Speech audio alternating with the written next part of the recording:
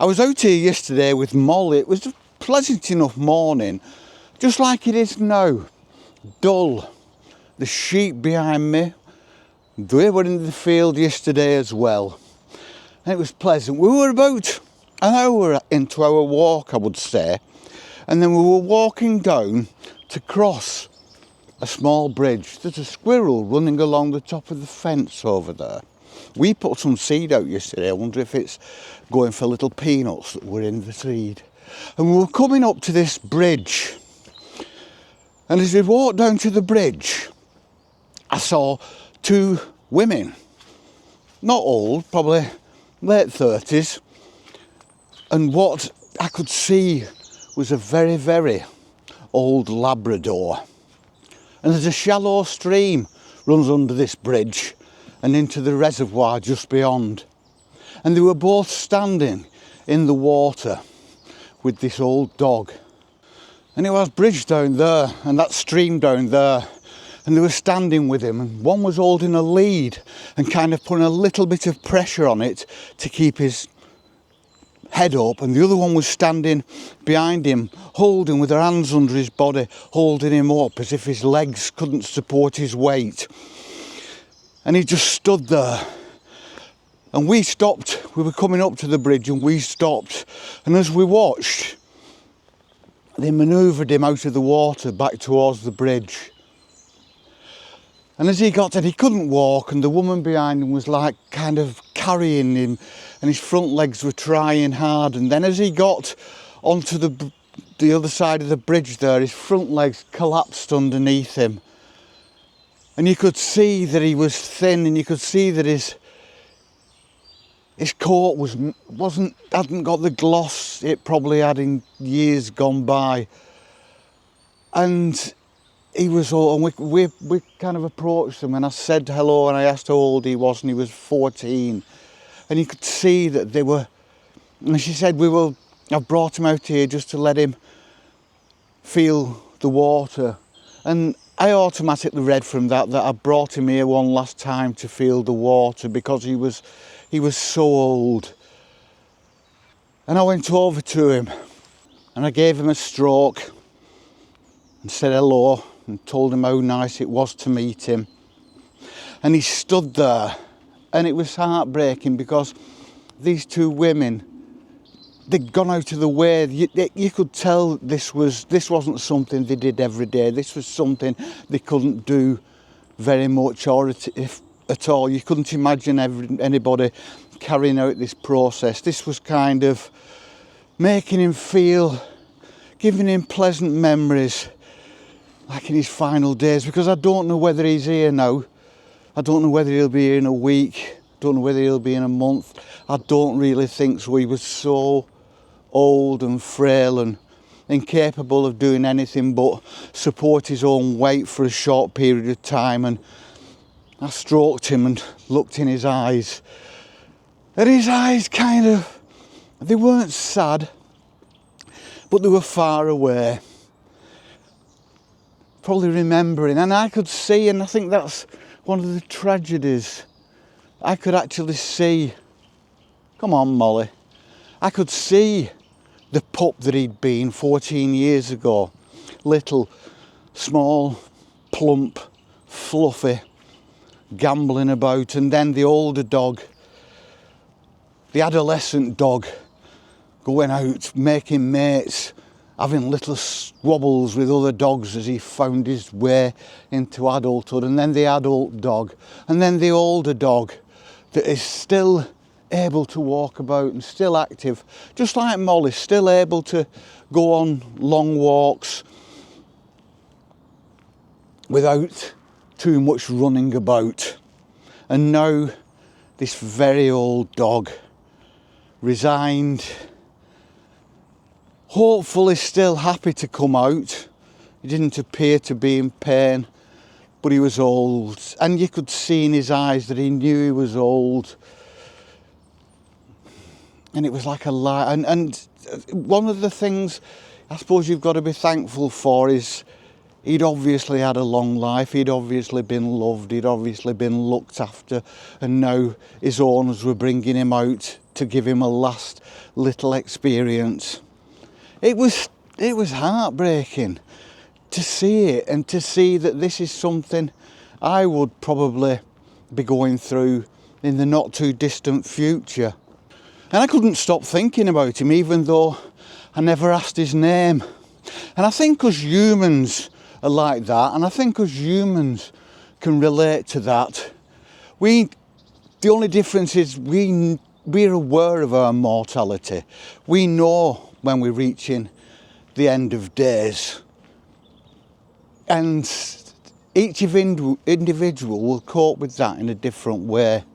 We will have the same rheumy eyes, and we will probably stand stock still thinking about the past as like the inevitable kind of comes racing up at us out of what a few years ago was just some kind of distant idea that was beyond comprehension, that was insignificant, that didn't mean anything, and all of a sudden means everything and is just there in front of us, and we have to kind of think, okay, I've only got this time left, what do I do with it? How do I feel at the end of days? Should I be happy in what I've achieved? Should I be resigned to go content, or should I rail against the coming of that night?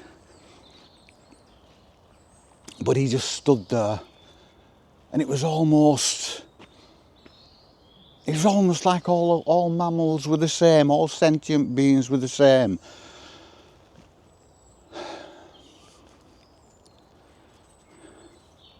I wonder what was going through his mind. He seemed content, I would say. There was little else he could do, really. He was completely at the mercy of whoever was going to look after him. Just like we, eventually, if we live that long and become frail, will be at the mercy of whoever decides to look after us, or whoever is paid by the state to look after us, and we're in their hands. And we have to hope that when we get old and frail, we'll be treated with respect, just like he was treated with respect. And I could tell he was. Life is a funny thing. 14 years or 94 years. A dog's life seems brief to us, but it's a lifetime to them. They feel the weight of years just like we feel the weight of years. They get rheumy-eyed and tired and want to do less, and perhaps appreciate the surroundings more as they get older, just like we seem to appreciate our surroundings as we get old.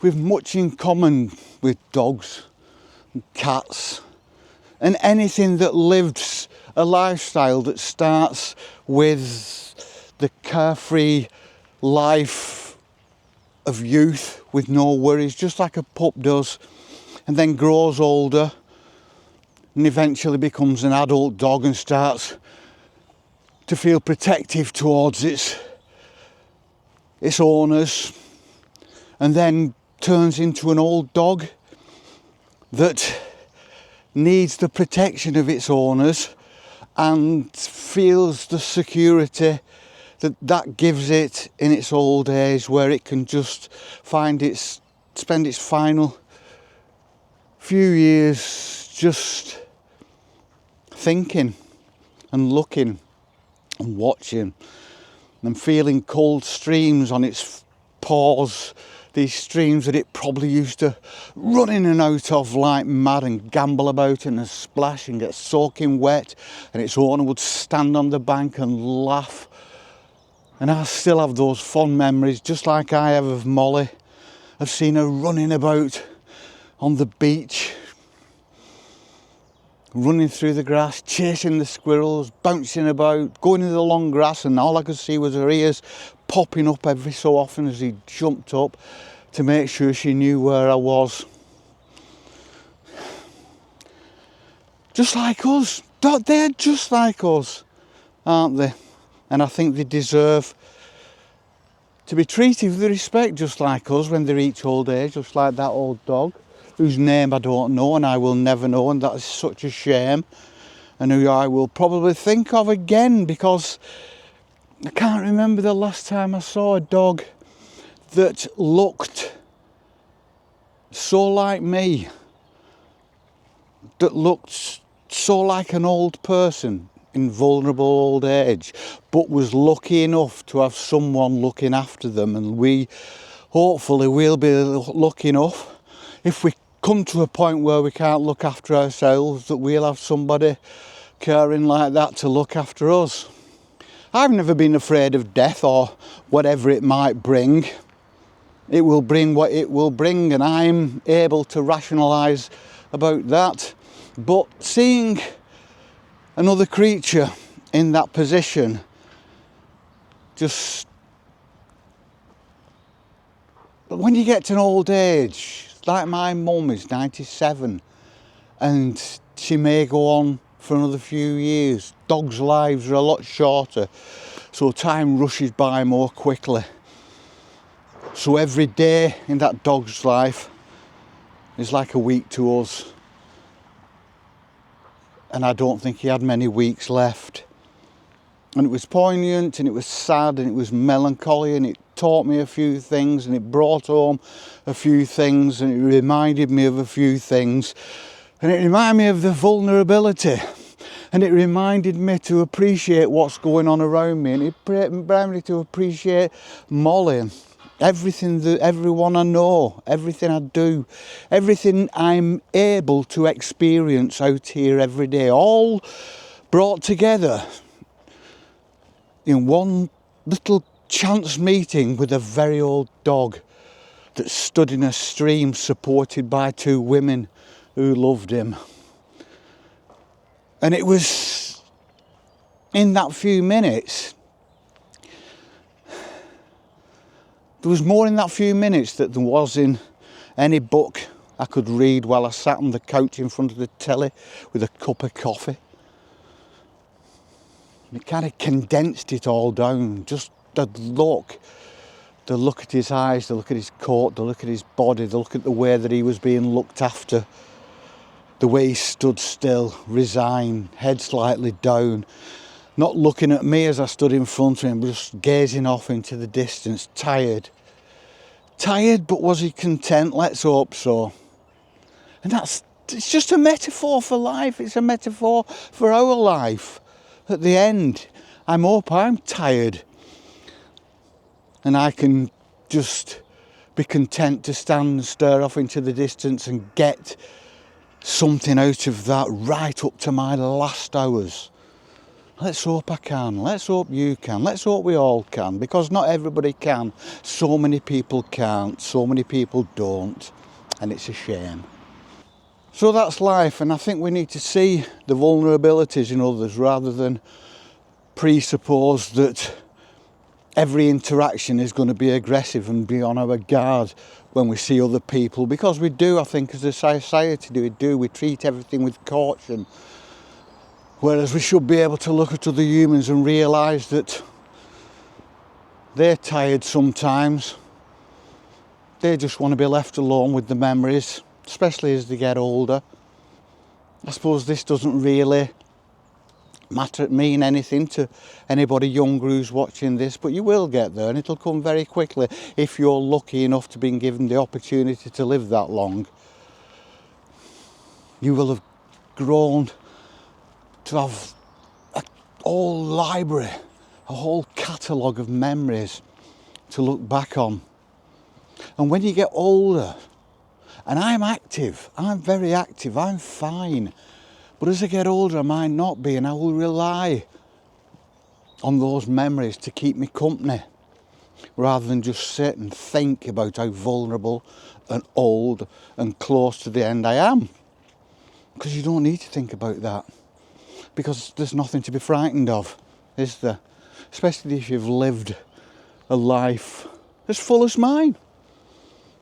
So make sure you do, make sure you live a full life, make sure you make lots of memories so that you can stand ankle deep in that stream that you used to run about in as a kid. with the people who love you, supporting your elbow to keep you upright, and your rheumy eyes gaze off into the distance, and you become that kid again. We shall see you on the flip. Peace and love.